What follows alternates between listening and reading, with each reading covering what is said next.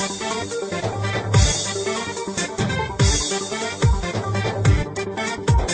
دختری پر غمزه شیشتای بالا بی سبزه یک نقشه خلق کرده میکنه و میدوزه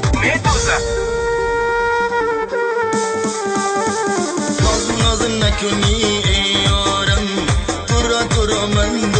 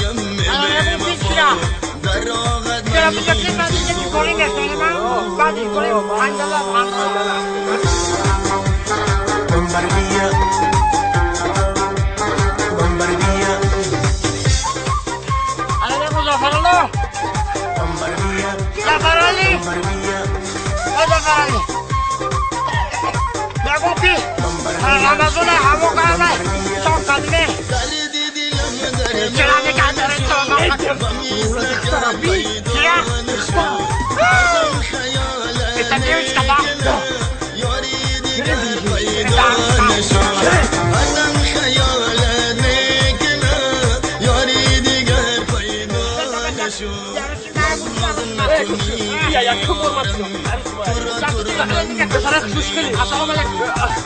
ناز نکنی ای یارم تو را من دوست میدارم بشنو صدایم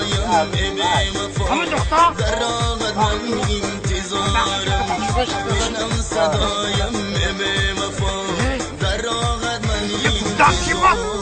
نمیدونم گوش کن برای نخواد دایم پرسه بردار که بالا بگیم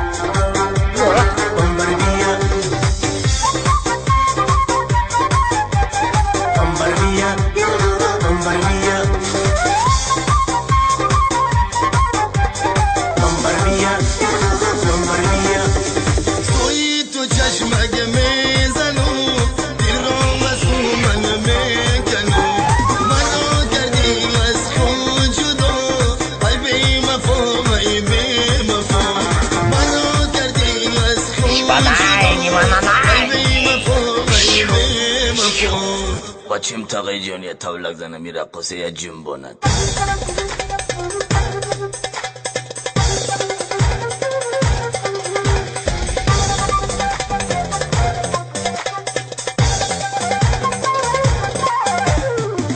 ناز نکنی ای یارم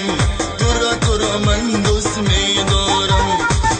ناز نکنی ای یارم تو را من دوست میدارم بشنو صدایم ای بی وفا گوش کن که بوقع میدونی تو باور را برم باور را باید را ها در راحت من انتظارم بگم با هیله با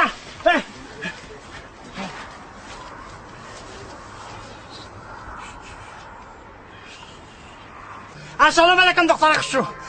کیا براجات بخیر نگو که مردک اکشتی تو برکم شا مردک اکشتی